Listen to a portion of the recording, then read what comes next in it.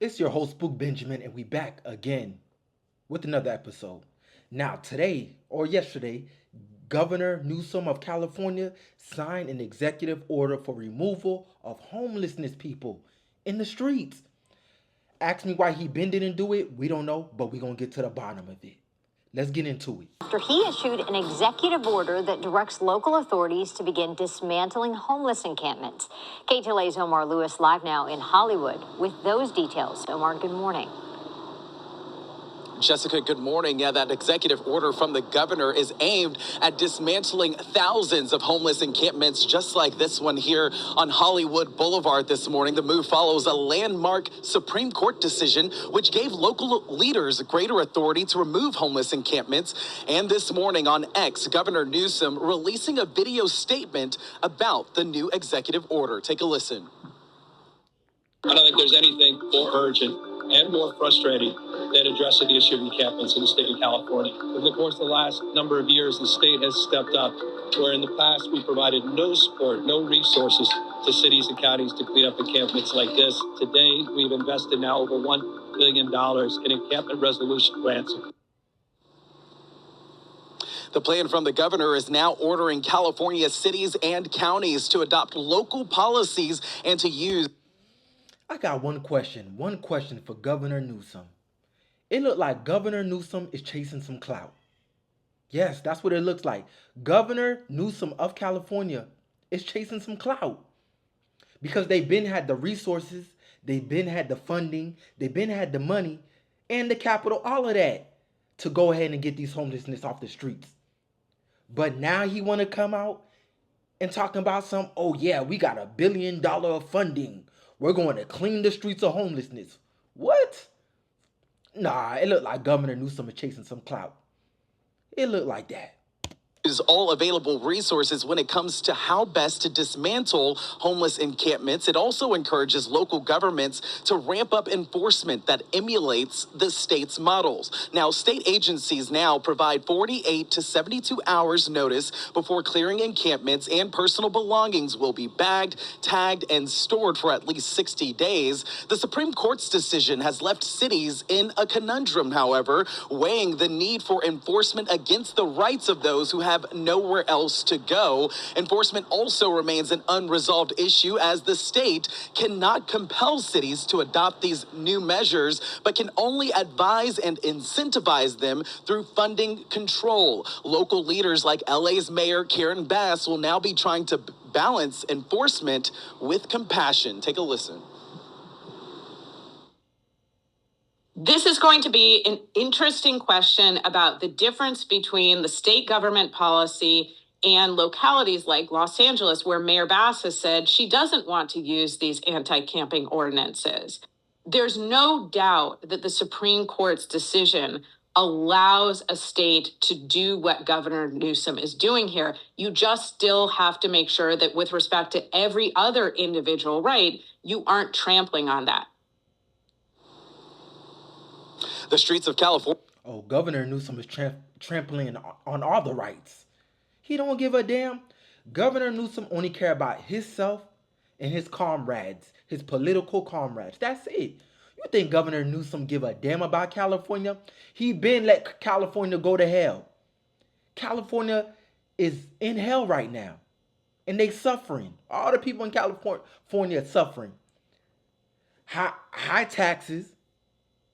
Low minimum wage that they just raised up a little bit, but now inflation is still beating their ass. So it really don't matter. That minimum wage ain't gonna really do a dent into the people's pocket that's working. That's number one. Number two, look at the streets. First of all, y'all ever been to Cali, LA, to be straight, and looked at the streets? They got needle pipes, junkie pipes, crack pipes, blunts, goddamn Heineken bottles just everywhere, just littered everywhere on the streets.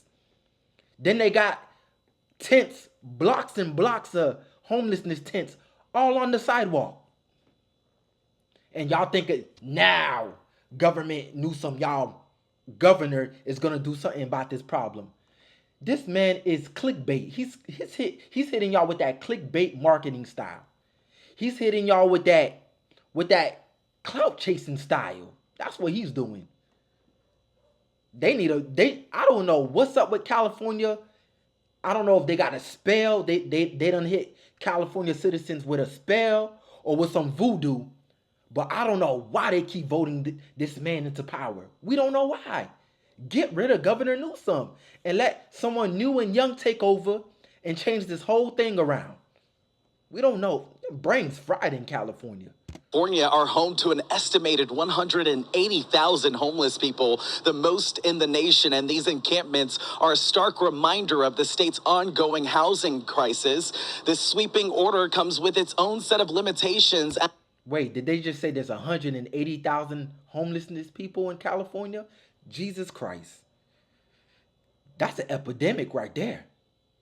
As the effectiveness of such measures is now under scrutiny. A recent Rand Corporation study suggested that dismantling encampments might not have a long-term impact on reducing homelessness. Meanwhile, civil liberties groups, they are set to challenge any heavy-handed enforcement, ensuring that protections against excessive fines and due process violations are being upheld. Back out here live, we can tell you that Caltrans has already been active, clearing over 11,000 campsites since 2021. Under this new directive, we know that other state agencies like California State Parks and Fish and Wildlife will now be directed to take similar measures as well, with given a priority to those encampments that pose the largest health and safety risks. That's the latest for now. Live in Hollywood this morning, I'm Omar Lewis. We'll send it back to you in the studio. Governor Newsom taking... Hold on right there. Hold on, young lady. You see that? That's a big, major problem in California, the homelessness. You know what's another big problem in California that's whooping California's ass? We're going to get to it on this episode right here. Hold on. Involved in numerous street takeovers in South L.A. Fox 11's Ed Lascos live in South L.A. tonight with more. Ed? And we now, at this point, very dangerous weekend, and now, sadly, a deadly weekend. Early Saturday morning, Vermont Square area, there's a street takeover, and police are telling us there are two 15-year-olds. They're watching, and suddenly they are targeted. There is gunfire. They are robbed of their jewelry. One of those teenagers has died. The other listed in stable condition. And then once again, last night into early this morning, more chaos on the streets. Watch. A wild night through South L.A. Some might even call it a devil's night. A car lit up like a torch, burning and exploding. California is looking like Iraq now. What? This city look like a third world country. Now y'all got teenagers taking over the streets and causing chaos and havoc. And lighting cars on fire. You see? Where is their parents? It goes back to this. Where is their mama? Where is their daddy? Nowhere to be found. And now you heard that one teen got shot and lived. One teen got shot and died. Now you're going to have a destroyed family. This is California for y'all. This is Governor Newsom's state right here. Wild night of a street takeover in South L.A. A fire hydrant ripped open, blasting out water. Cars left smoking, mangled, and left right on the spot before police get there. And then the looting and destruction. All the dirty work, LAPD says, tied to this. Street takeovers, several of them from one location to another, with an out-of-control crowd now turned dangerous mob, roaring from one intersection to another. A crowd said to be in the hundreds where this car is torched, set ablaze here at Manchester and Avalon. Then the mob turns even more violent, targeting this nearby restaurant. The Wingstop, with the window of its front door all smashed out, shattered glass all over the place, and now what's left of that front counter. These people that come here, the car flipped out, then somebody came in from the back and broke that in. Now a look at that same intersection after the takeover, freshly blacktopped and already it's scarred. And check this, a tire or what's left of it nearby after being smoked to the rim in that takeover. Violence that even had LAPD using its chopper, monitoring from above as the street takeovers move, taking over Hoover and Century, then Central and Rosecrans and Compton. with LAPD right on their tails, chasing them, and then this. An open fire hydrant with its jet of water turning Century and Western into a wild water ride. LAPD pushing the crowd, breaking it up. No arrest yet, but you know the Street Racing Task Force is looking at the very same video we are, trying to ID these street takeovers like this guy. See him there? Caught right in the act after a wild and lawless night.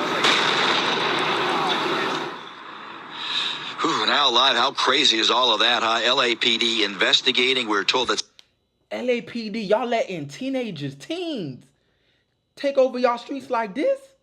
Oh no, this could not go down in Florida. I'm sorry. This right here, Governor Ron DeSantis would not allow this chaos to be happening in any of his cities. Damn. I guess I need to make a new change in government, because I keep telling y'all, Newsom is going to send y'all straight to hell. Thank y'all for tuning in with Spook. I love y'all. Don't forget to like, subscribe, and hit the notification. And I'm going to see you on the next episode. Deuces.